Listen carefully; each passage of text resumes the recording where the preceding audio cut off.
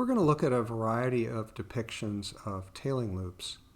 So we'll start with Mel's from 1987. So Mel, of course, captions this as a tailing loop, but you see his fly leg has a big convexity to it, a big dome. It's not a tail. He shows it crossing here, and he confuses tailing and crossed loops in his caption. Here's from Jones, Dynamics of Fly Casting. I think that's the title. And Joan has a very similar supposed tail as Mel, where the fly leg crosses the rod leg. But she also has a rod leg with this big convexity to it, which is not a real world rod leg. When she actually casts, her rod legs are almost perfectly straight. They'd have a little shock dimple if she were throwing long, or she'd have a little, actually her shock dimple would look like that from her perspective. Her tails dimple, she would have a little tails dimple, would go boop, boop in her rod leg. So it's not a tailing loop either. And here's a detail from Jones' DVD.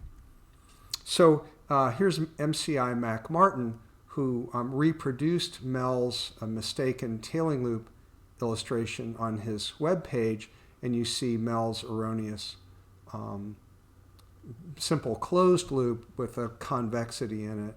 And you also see this absurdly steep fly leg. That's just not what Mel's actual tailing loops look like.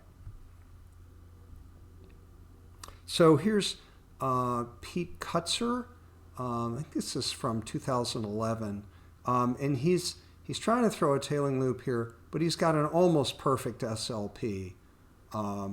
And so it's just not a tail. You'll also notice that he stopped just ridiculously short. So in order to ensure that he threw a tail. So that's savvy on Pete's part, but this is not what his students do. When they make tailing loops and they're fishing, they don't stop the rod here. They stop the rod, up there someplace. This is from THCI John Simons, and you see down here, John refers to a concave rod tip path, so he got that right. But he has a convex fly loop, slightly convex, mostly SLP, straight line path. And it's again, an inaccurate tail. So he's simply thrown a closed loop here. But it's an illustration, and if John had looked at photographs of his casts, I think he would have drawn something different for us.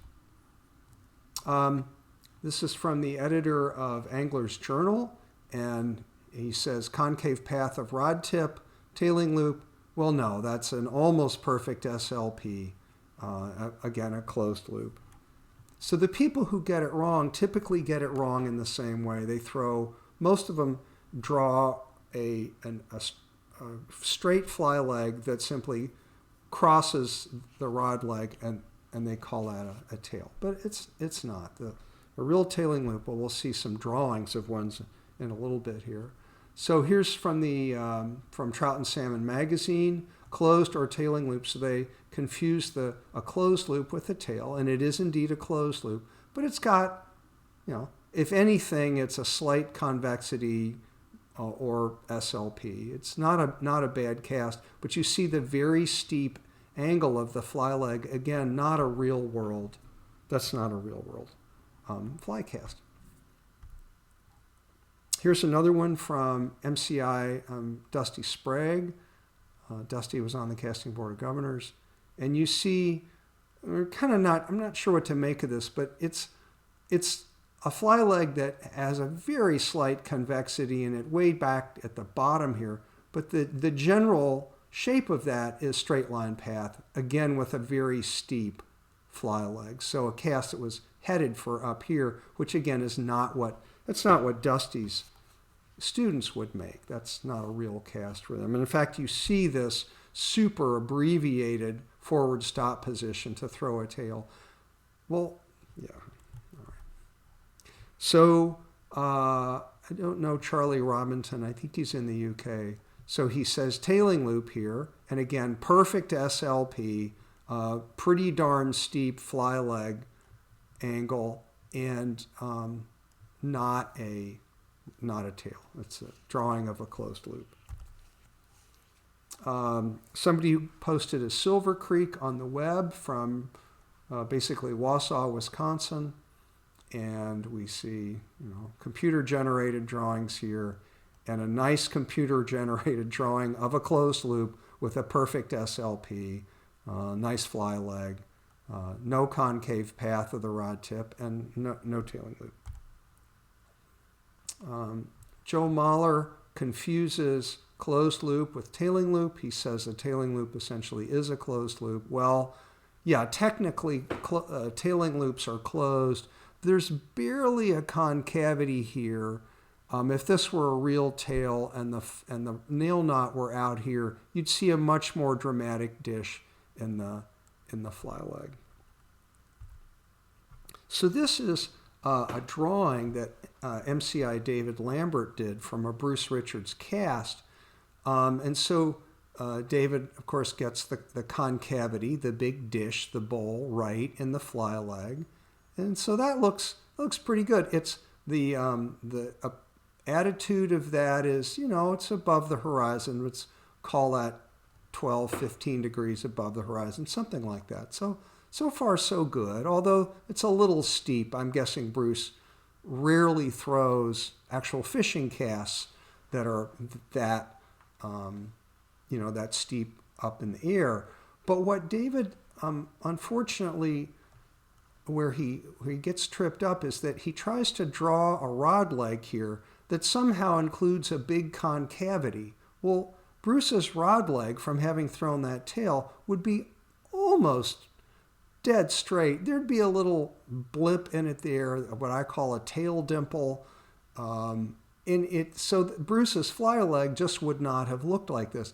And if David had taken a picture of Bruce's fly line and simply put that in, we would have a good representation of a real Bruce Richards tailing loop.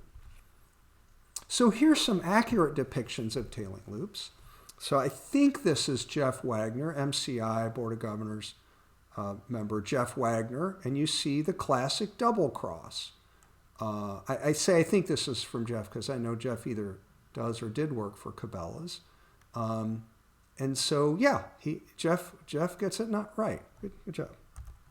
And then here's our friend, Jeff's my friend too, Peter Hayes, MCI, Casting Board of Governors from Tasmania, and he gets the classic double cross. He's got the big concavity in his fly leg.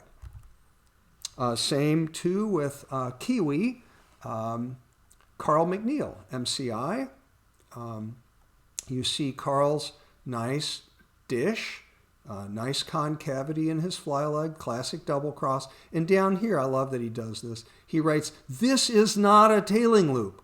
Well, most of the illustrations you've seen so far were essentially variants of this. And Carl's right, they're not tailing loops. So here's a photo that Peter Morse took of casting instructors demonstrating tailing loops. And indeed, you've got a concavity here in the fly leg. You've got one that's developing here.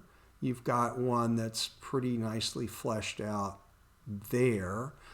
The challenge with these is that these fly legs were generated by radically short forward stops. So yes, they're tailing loops, but they're not tailing loops that our students throw. Somebody getting ready to go on the bonefish dream trip of a lifetime is not stopping their forward cast way up here.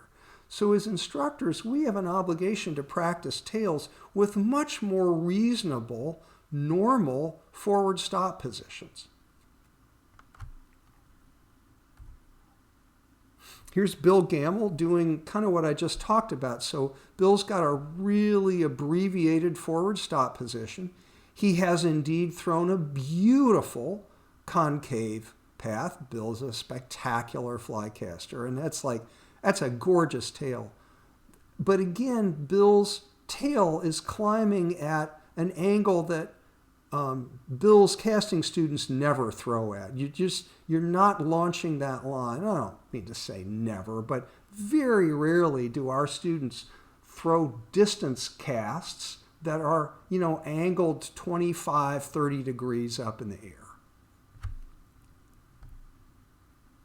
So here's Brian Fleshig from Ohio, who again has made this super short forward stop, and he's kind of got the Pete Cutzer thing going here, where he's got he's intentionally thrown the fly leg way under the rod leg, and he's done it in large part by stopping that rod so radically short. I think he's also got the rod tipped over toward the camera somewhat. And you'll see the result, which is gorgeous. So he's got a classic double cross here. Now that's a really nice concavity, double cross, so here and here. But the way he did it was I just wish he hadn't done it this way. That's all. It's just not what his students do. So, is this a tailing loop? Nah. Steve could explain much better than I whatever caused that, but it's not from the casting stroke on this back cast that he made. It's from something about how the leader kicked over at the end of his forward cast. I'm not sure, but I've never seen Steve throw an inadvertent tail, and he's definitely not attempting to tail on this cast. Finally, this is kind of cool. Here's Mel throwing a haul in his long roll cast, and you see that he's got what we now call a tendency to tail. And I throw some roll casts like this. Lefty's got some in his book, Casting with Lefty Cray.